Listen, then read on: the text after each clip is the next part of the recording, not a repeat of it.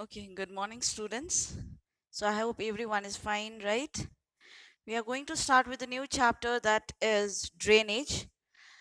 As the chapter name has already been mentioned out here, that is drainage pattern. So when we talk about India, India is basically blessed with all the 100 major this drainage systems. Got it? And in this chapter, that has been explained like what are the major drainage that has been located in India or which was been originated from which area. So these are the things that has been mentioned out here. So let us see what is drainage. India is blessed with hundreds of large and small rivers which drain the length and breadth of the country. So basically, India is blessed. It is very much blessed with major or the large river or the small rivers, and it varies from its length and breadth. The rivers constitute an important natural resources and form the lifeline of the Indian masses. The drainage pattern of India is influenced by the relief of land. So basically, this drainage pattern helps India to influence regarding their relief features or the relief of the land. So relief means all the changes that occurs. It is not dynamic. It is not a constant thing. Got it? It changes. It is very much dynamic, and this drainage pattern of India is very much influenced by the relief of land.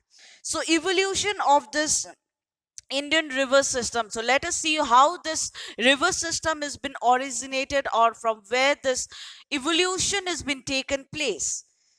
Before we proceed, we will come to know, we'll get to know that which are the present nature of the what are the present nature of the drainage system. It is necessary to understand its evolution. So before understanding what are the major river system, we must understand that where this major river systems are been originated. So we have to know from where the origination has been taken place of any of the rivers. Two broad division of this drainage of India can be recognized on the basis of their evolution. They are the Himalayan rivers and the peninsular rivers. So there are two broad categories. Got it?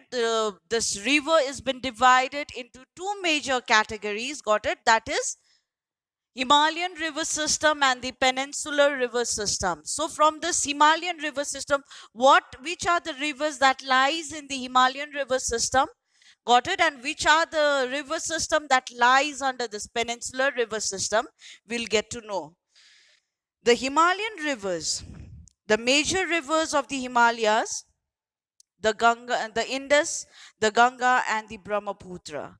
So there are three important major river system that has been originated from the Himalayan rivers.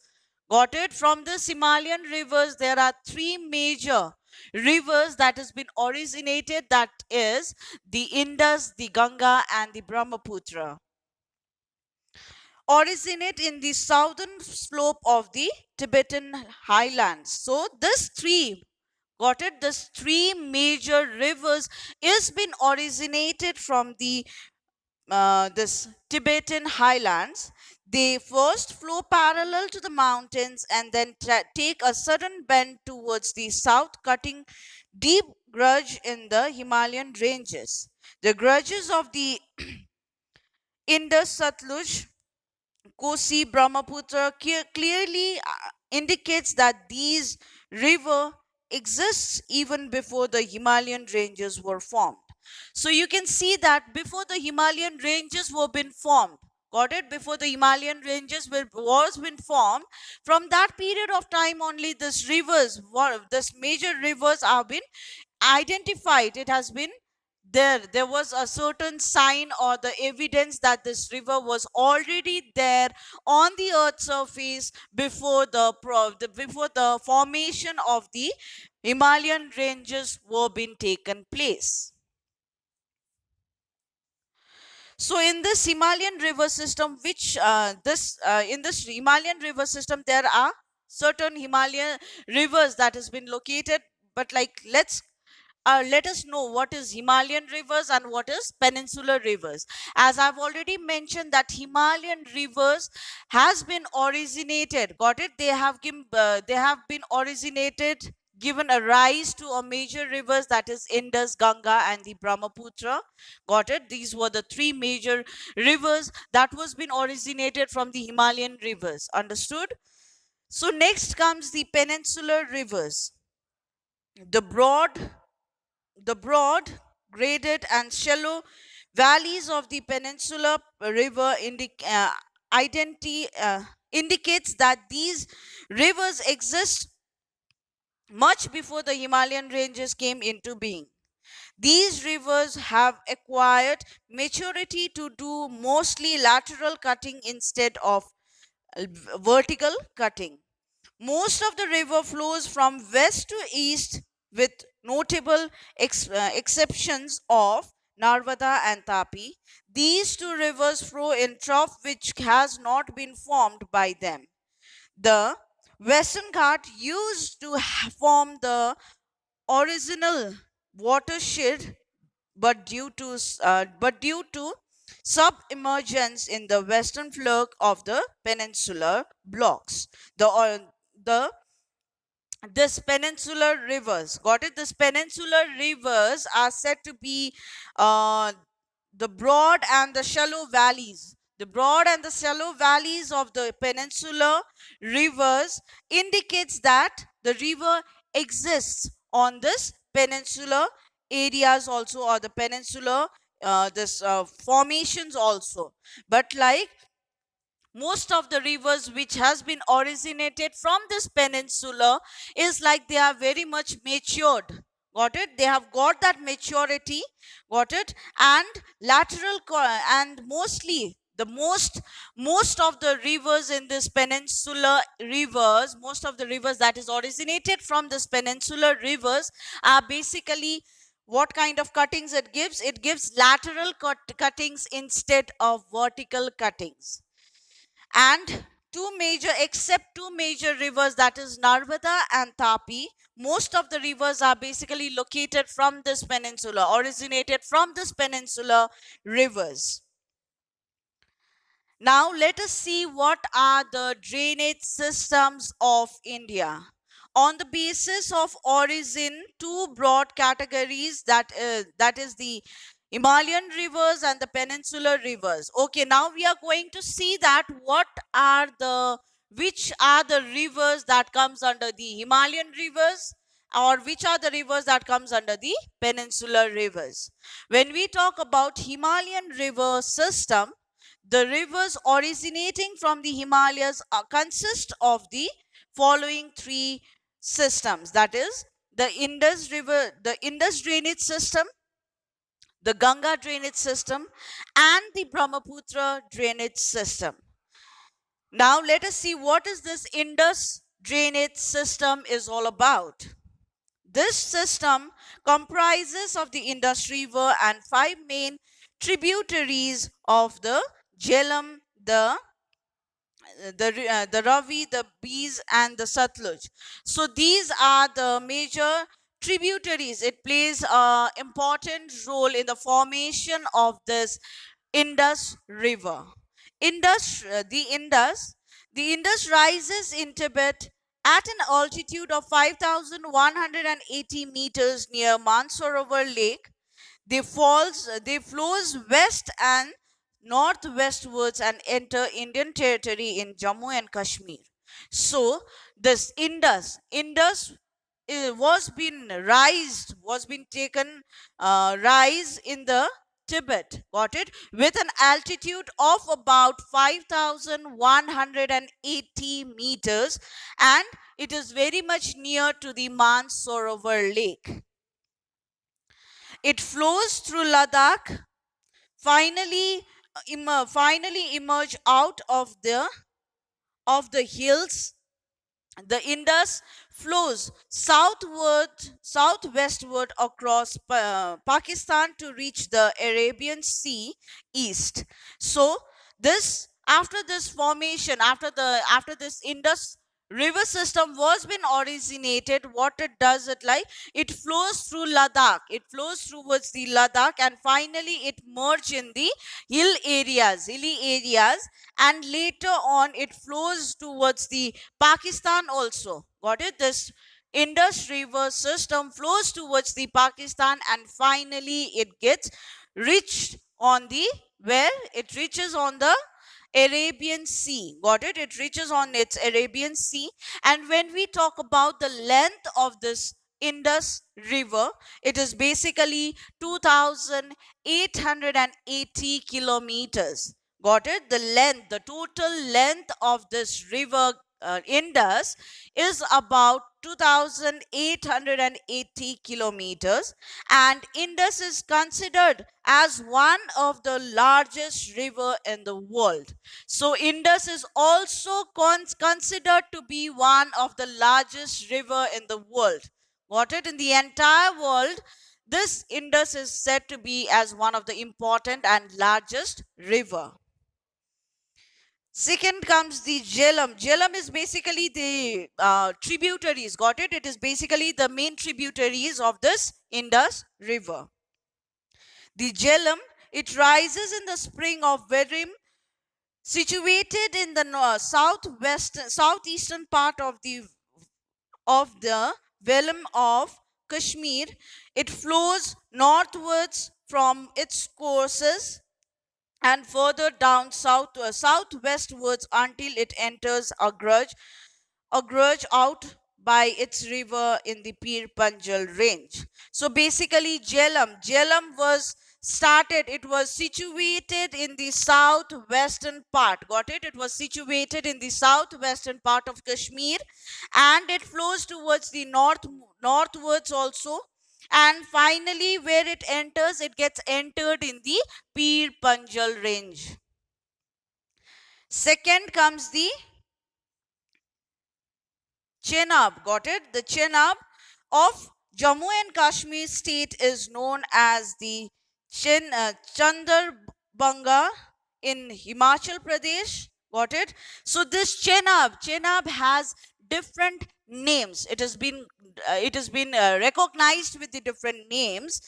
First is like in Jammu and Kashmir, it is named as Chandrabanga. Got it?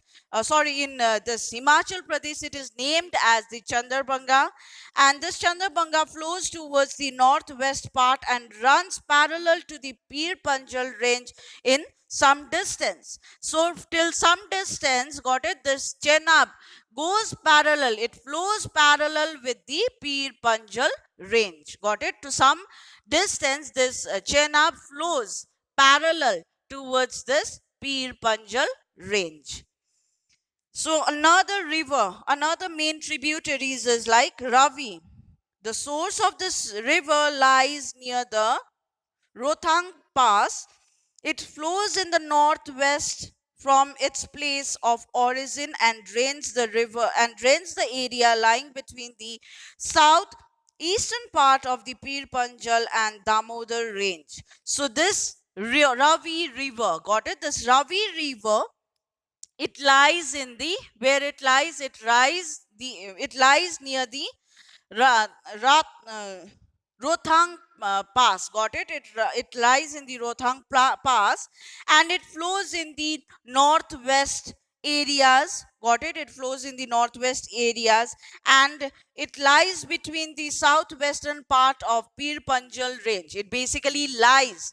Got it? It basically lies between the southwest of the part of Pir Panjal range and Damodar valleys or the ranges. It begins at a part of Indo-Pakistan boundary. The river has some strategic significance. It joins the Chenab near Multan in Pakistan. The length, when we talk about the length of it, the total length is about 720 kilometers. Got it? When we talk about length of this Ravi River, it covers the area, or the length of it is about 720 kilometers. And next comes the this main tributaries is like Bees. It originates from the place known as Beeskan, near the Rothang Pass.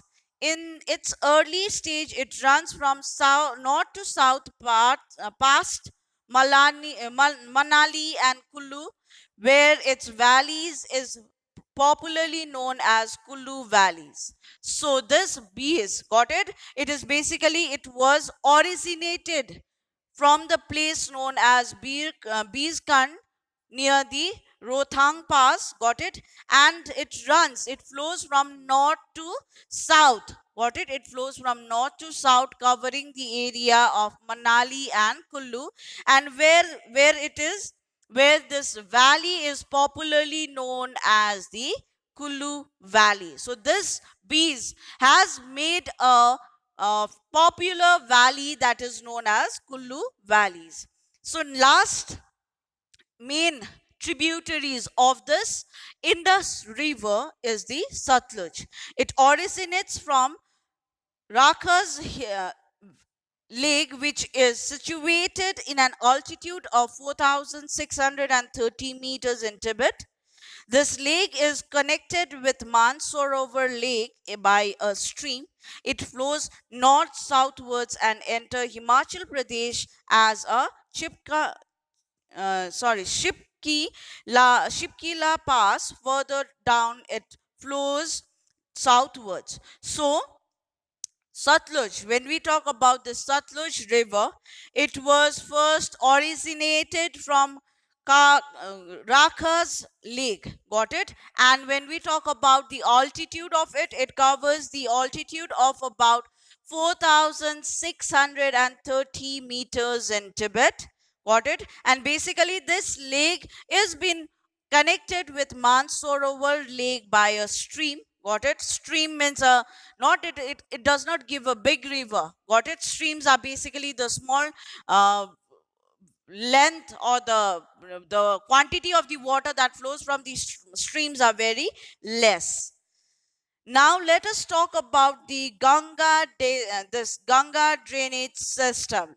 So these is also one of the major, you know that Ganga rivers like Indus River, Ganga, Brahmaputra, these are the major rivers, right?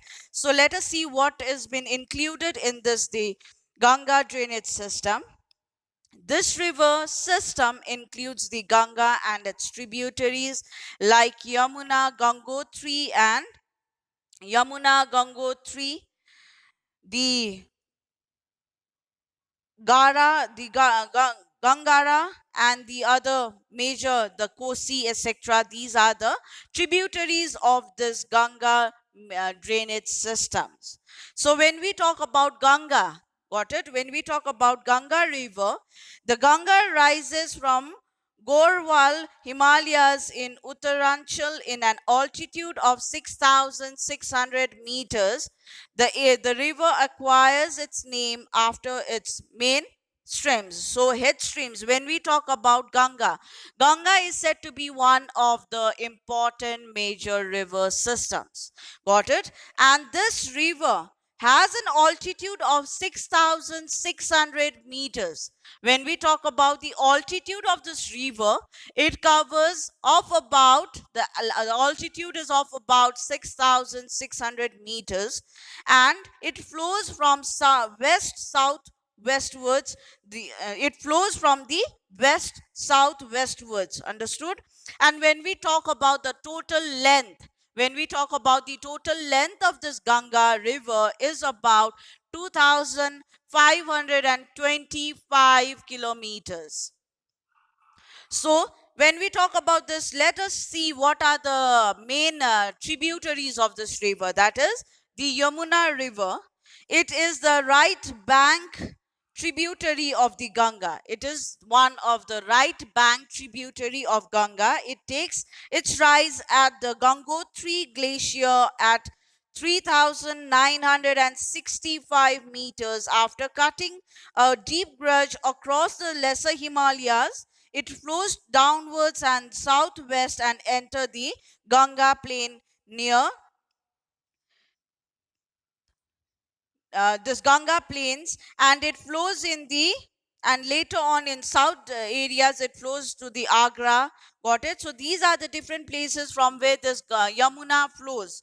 This Yamuna is said to be the right bank tributary of Ganga river. Got it? And it was originated from the Gangotri glacier with about 3,965 meters, and it also, after it also crosses across, it also gives a deep gorge crossing with the across the lesser Himalayas. It also flows towards the lesser Himalayas. Got it? And finally it enters in the Ganga plains. Got it? Finally it enters in the Ganga plains. So next comes the Ganghara. The Ganghara headwater is the Karnali. Karnali, it is a trans-Himalayan origin and crosses the western part of the Nepal Himalayas through deep and narrow gorge. So this river, got it? This river is been the headwater that is flowed from the Karnali, got it? And it also crosses the western part of Nepal. It also flows with the western part of Nepal also. Kosi, it drains western Nepal and enters Sahara district of Bihar in numerous channels. This river is shifting its course. This river, for shifting its course, distributing silts and causing floods. This river, got it? This Kosi river it drains from the western Nepal and enters in the this Sahasar district of Bihar, and it joins with many other numerous channels. Understood? And this river is very much active. Got it? It is very much active in depositing silts. Understood? And causing flood also. So next comes the Brahmaputra drainage system. So these three major river systems, they have their different tributaries. Got it? They have their different tributaries which do not flows in the parallel of each of the major rivers. Understood? So let us see in this Brahmaputra drainage system which are the rivers that flows. It originates from the it originates from Chima Yongdum Glacier, located about 100 kilometers southeast of Mansarovar Lake. It runs in about a distance of about 1,250 kilometers in the north and Himalayas in a direction parallel to it. So when we talk about this Brahmaputra drainage system, this Brahmaputra drainage system was been originated from Shimayongdung Glacier. This is basically originated from the glacier, melting of the glacier, got it? And when we talk about the length of it, it covers 100 kilometers from southeast of Mansarovar. And later on it flows towards the distance of about 1,250 kilometers in the South Himalayas. Got it? It flows towards the South Himalayas. The distance would be about 1,250 kilometers.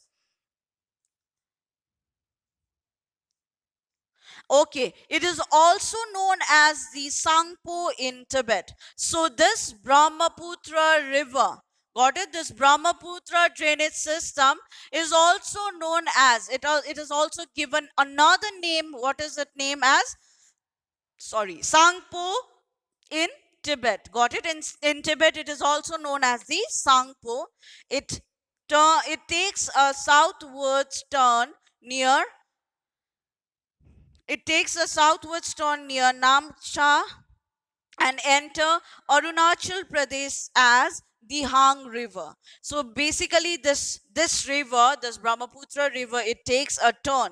It takes a turn and flows towards the southwards, covering and entering towards the Arunachal Pradesh as the Hang River. So this river, this Brahmaputra river, though Brahmaputra river is said to be one of the major rivers, but this river, when flowing to the different areas, they have been named as a different. They have given the different names. So in some areas, in Arunachal Pradesh, it is known as the Dihang River. It is basically originates from the Dihang River also. Got it? So these are the different names that has been mentioned for this river.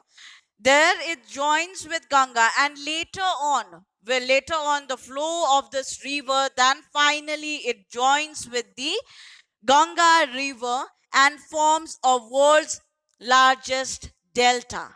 Got it? While entering towards the Ganga river, it is basically known as, after that, it is basically termed as one of the largest delta. Formation of the largest delta is been taken place in the Ganga river. Like the Indus, it is an example of antecedent drainage.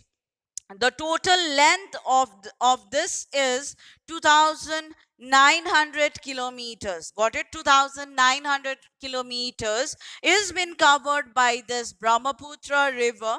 Several tributaries join this river. There are numerous tributaries that has been joined by this rivers. Now let us see which are the rivers that flows under this peninsula. Got it? The main rivers of the peninsula originates from the Western Ghats and flow in the west-east direction to join the Bay of Bengal. The important rivers are the Mahanadi, the Godavari, the Krishna and the Kaveri.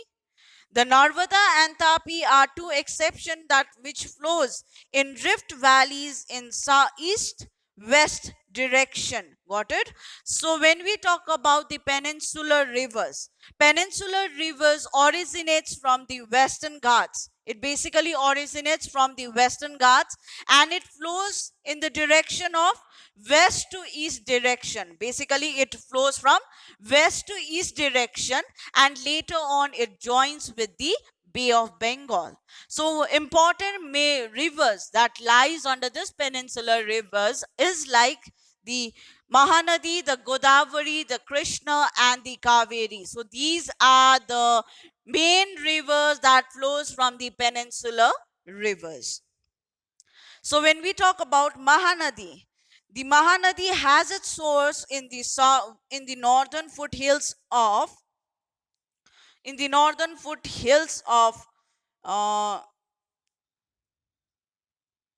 Dandakaria near Shivaha in Raipur district of Chhattisgarh and flows through Odisha to the Bay of Bengal.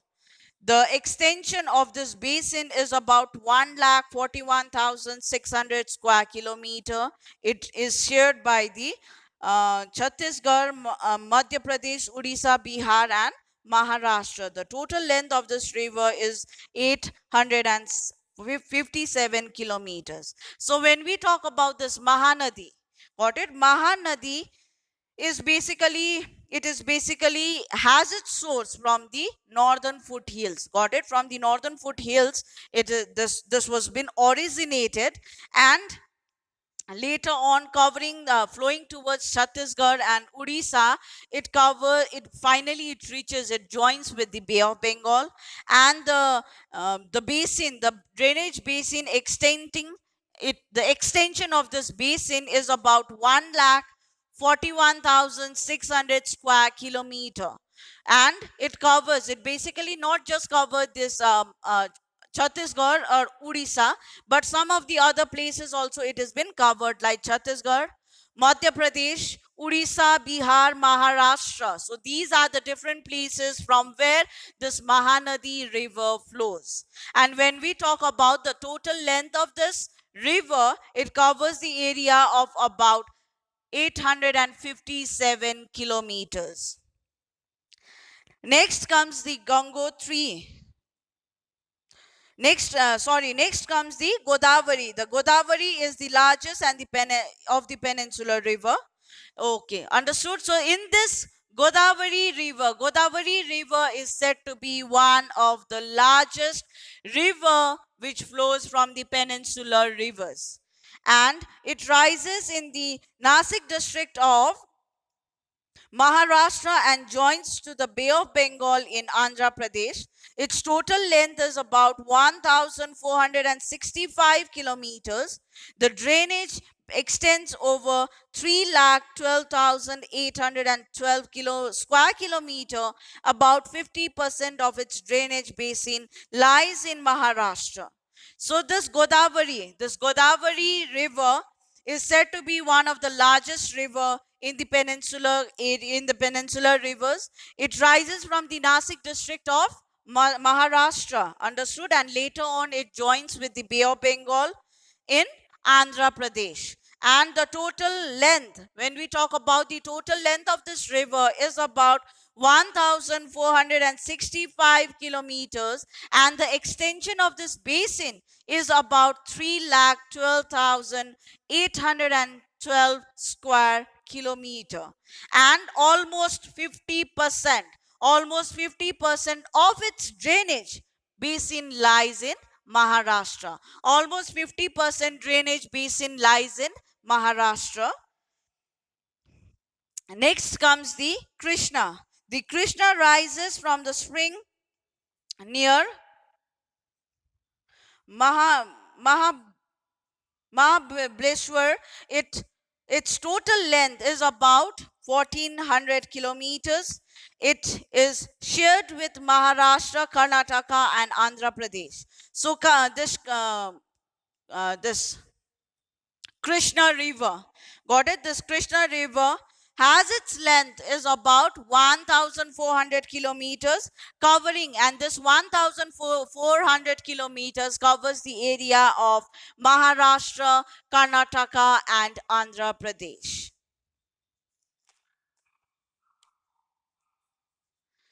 And last comes this Kaveri River, rising in the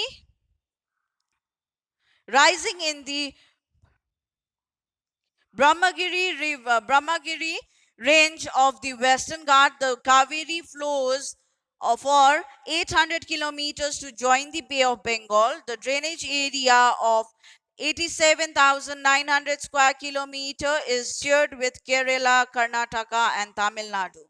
So this Kaveri River, when we talk about this Kaveri River was been raised up. It was been raised up in the Brahmagiri range of Western Ghats, and basically it joins with the Bay of Bengal. Just remember that this peninsular rivers, whichsoever rivers that flows from this peninsular rivers, it basically joins with the Bay of Bengal, and the Kaveri flows about 800 kilometers to join towards the Bay of Bengal, and the drainage area is covered with about 87,900 square kilometer, and it shares with by Kerala, Karnataka, and Tamil Nadu.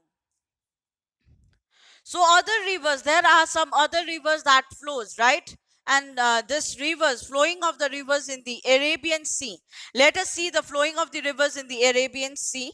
That is Narmada. Just remember that the flowing of the rivers from the Arabian Sea towards the Arabian Sea is the Narmada and Tapi. These two major rivers has been mentioned that flows in the Arabian Sea. When we talk about Narmada River, it rises near Amarkantak in Madhya Pradesh, flows westwards in the distance of about 1,300 kilometers to finally empty itself in the Arabian Sea.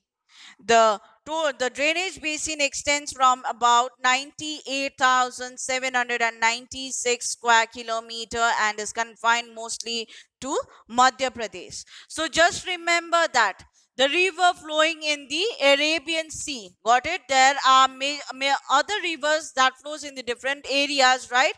So in the Arabian Sea, Narmada River and the Tapi River flows towards the Arabian Sea. So when we talk about this Narmada River, that is been originated in the Madhya Pradesh and flows towards the west direction. It flows towards the westward, covering the distance of about 1,300 kilometers, and finally it empties itself in the Arabian Sea.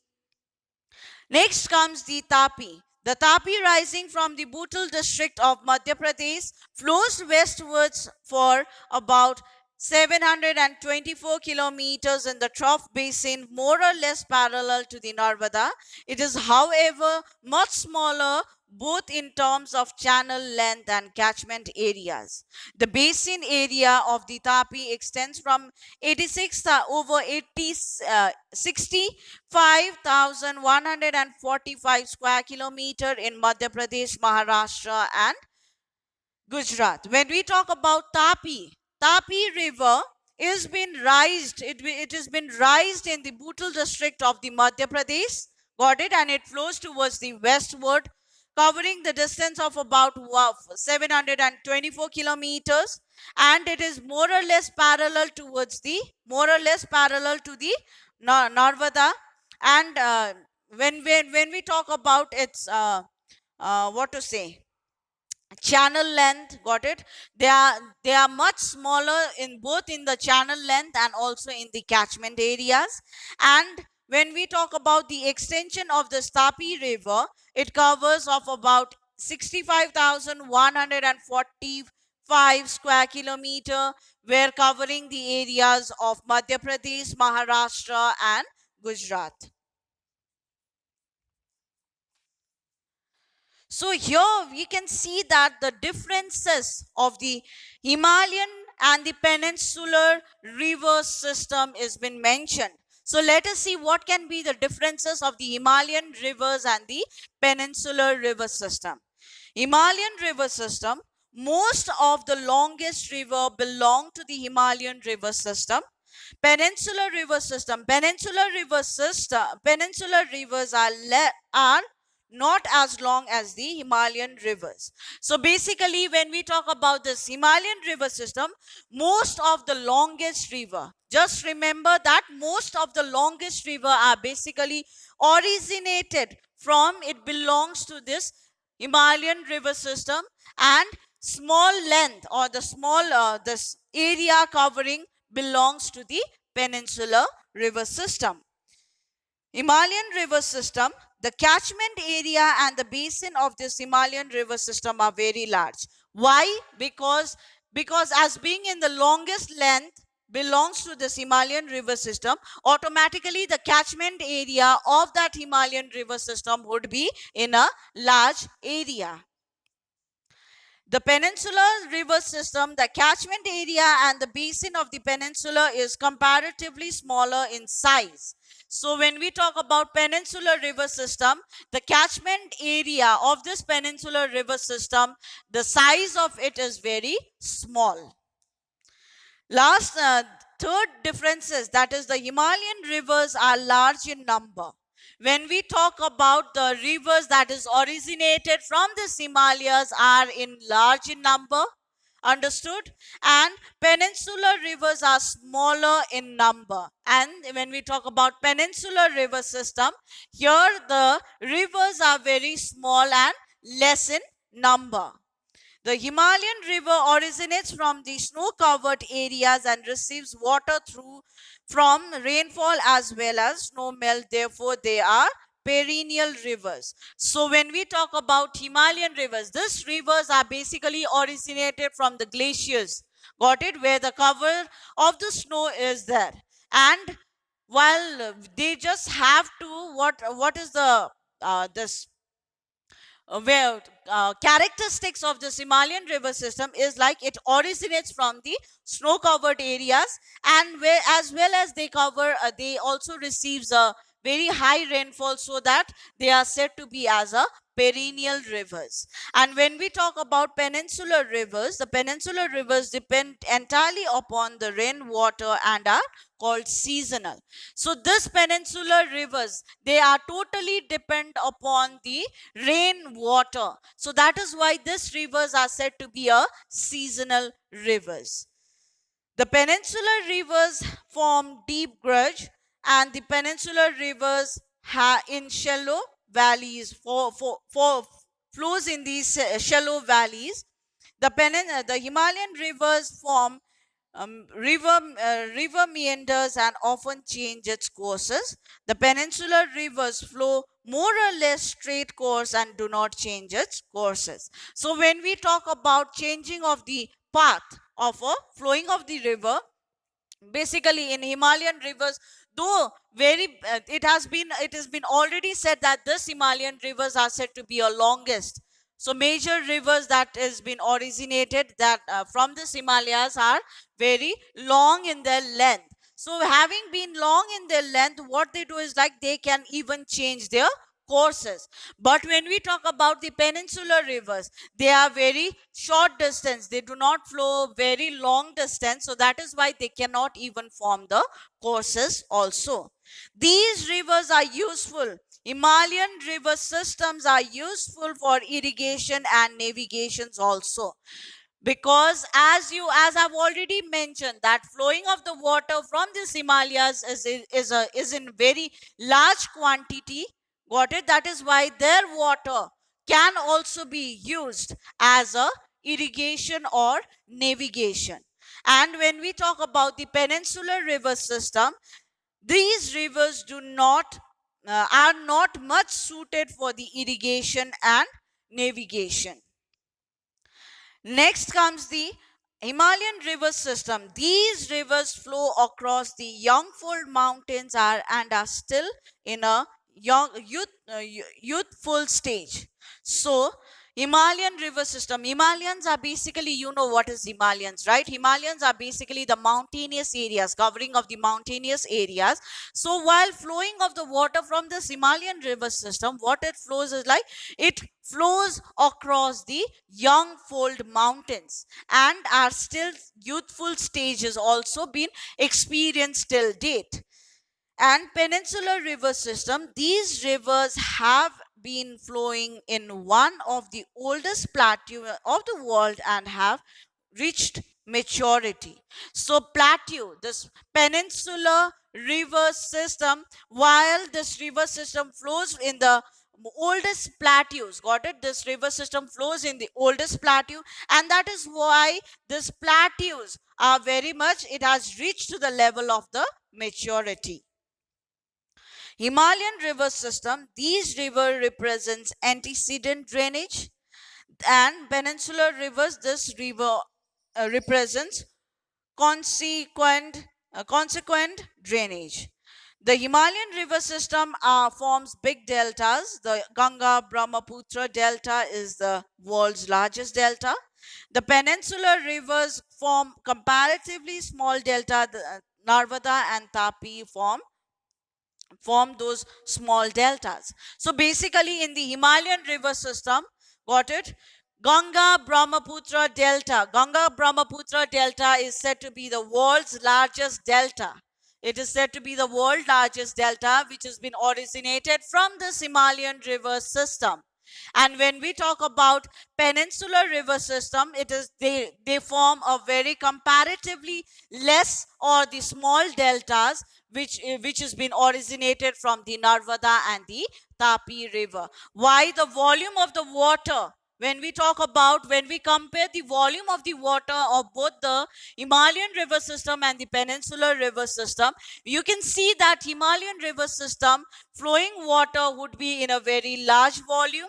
Got it? And when we talk about peninsular river system, the flowing water would be in a very less volume.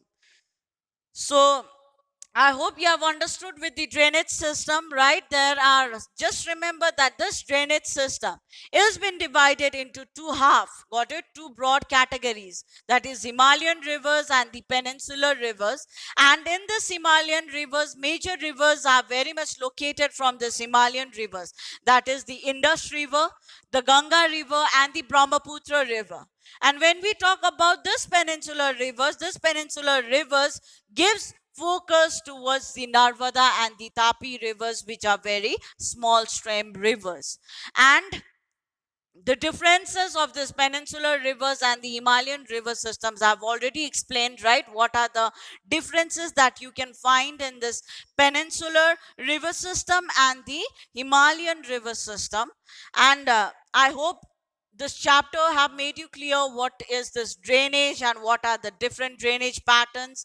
Just remember that India is blessed with the hundreds of major rivers that lies from India itself and mostly originated from the India only.